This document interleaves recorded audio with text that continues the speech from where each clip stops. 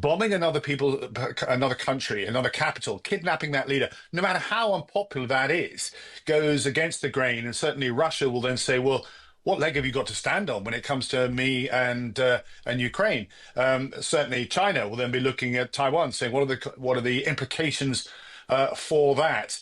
And then there is the US being criticized for deploying, gunboat diplomacy. Is this what America now does? Let's return to the developing top story of the day. President Trump has confirmed the capture of Venezuelan President Nicolas Maduro and his wife. They're being charged with conspiracy to commit narco-terrorism and possession of firearms. They're travelling to New York via helicopter and shot after being indicted.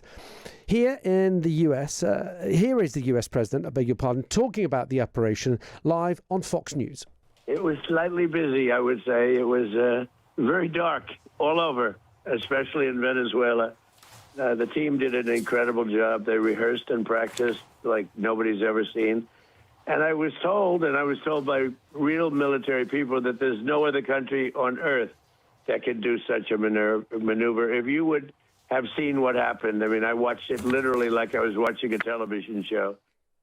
Well, the UK Prime Minister, Sir Keir Starmer, has reacted to Donald Trump's military action. What I can say is that the UK was not involved in any way in this operation. And as you'd expect, we're focusing on British nationals in Venezuela and working very closely with our embassy. And so I will want to talk to the President, I will want to talk to allies, but at the moment, I think we need to establish the facts. I think President Trump is doing a press conference later, so hopefully more information will come out then. He is indeed. He's going to be doing that around 4 o'clock, just under an hour, and we'll be bringing you that live here on Times Radio. I should also tell you the Foreign Office has just released travel information to Venezuela. You will not be surprised that it's urged all British citizens not to travel, against all travel to Venezuela. And British citizens in the country, the Prime Minister told us there are about 500 there. Their advice is to shelter in place. Well, let's welcome to the show Tobias Ellwood, former chair of the Defence Select Committee. Tobias, good afternoon. Welcome. Good afternoon to you. What do you make of what you've heard from the Prime Minister so far, the reaction to what we saw take place in the early hours in the morning in Caracas? Well, I think like everybody else, we're putting pieces together and just coming to terms with this audacious attack that's up there with the taking of Osama bin Laden back in 2011, I think it was, or the invasion of Panama, or indeed, I think what was high in the memories of Americans, that failed attempt to rescue US hostages that were caught in Tehran back in 1980. I mean, this was, from an operational perspective, quite incredible. A huge air attack, now capturing the president itself. It must have taken months to prepare for this, no doubt about it, indeed. So this has been the planning for a very long time.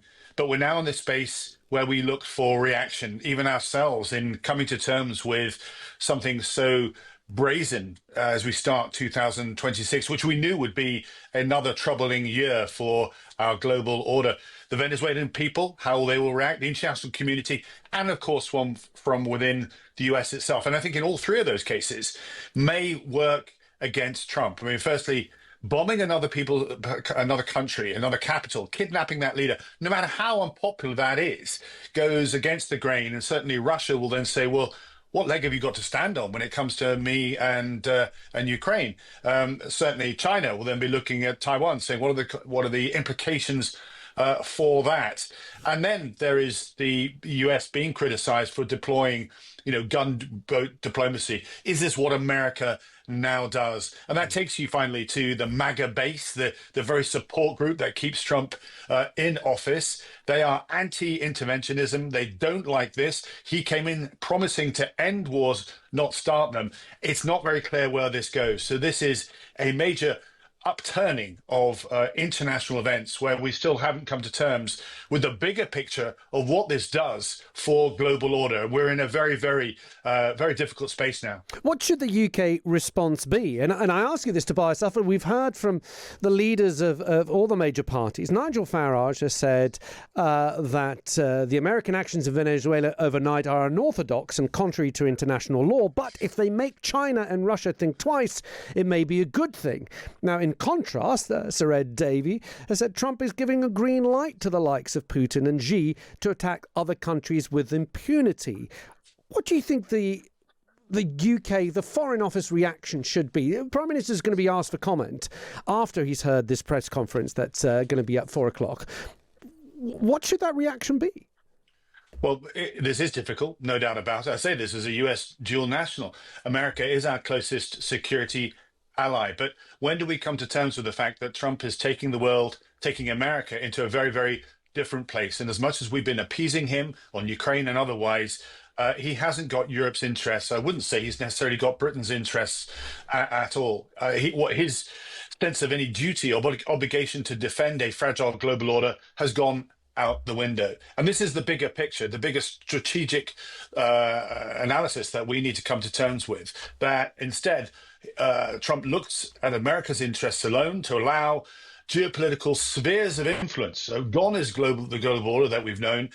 Geopolitical spheres of influence are developing with alpha male states, if you like, across the world. America, Russia, and China, each with their area of responsibility, if you like. Globalization out the window, and America's sphere of responsibility of interest includes Panama, it includes Greenland, it includes Canada, and of course, Argentina. Why is Argentina critical? Because of the oil. For America to keep the lights on over the next 20 to 30 years as China gets bigger and more bolder, this is what Trump believes is the answer to America's long-term vision. The lithium triangle, as we come to terms with, as we call it, Argentina, Bolivia, Chile. This is where 50% of the world's lithium comes from, keeps batteries going, defense technologies, renewable energy systems, all critical. So Trump has redrawn the map of interest across the world, withdrawn back from areas such as Europe and the United Kingdom, where they were traditional allies.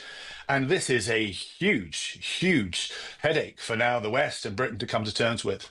Does it fly with Donald Trump's supporters? You mentioned them earlier. His MAGA support, very, very fond of America keeping to itself, not getting involved in foreign wars. How are they going to react to this, Tobias?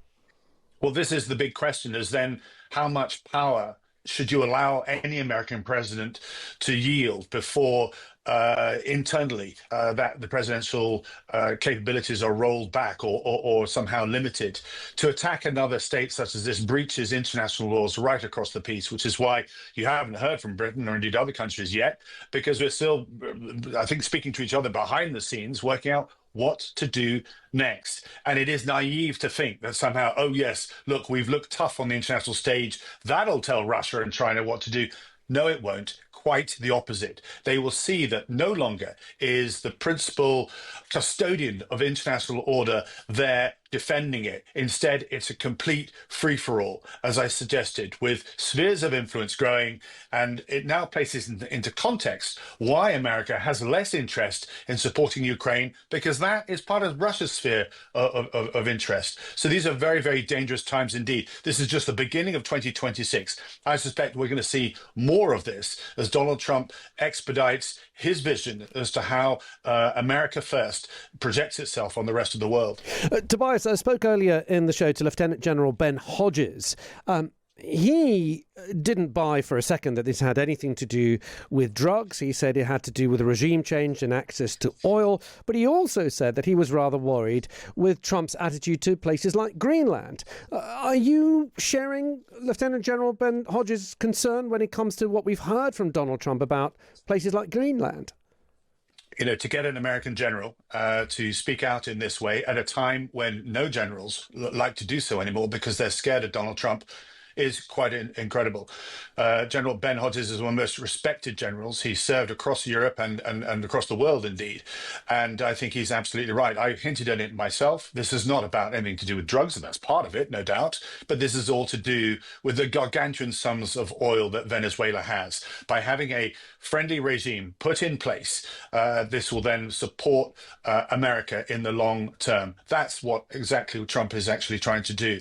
I go back to the point as to how this will then play out in the American audience itself. There will be many supporters that says, finally, we've got an American president that is looking strong, but it will come with consequences. Most importantly, the absolute fragmentation of globalization itself. And Greenland itself will now be looking very carefully to think, oh my goodness, what are we next?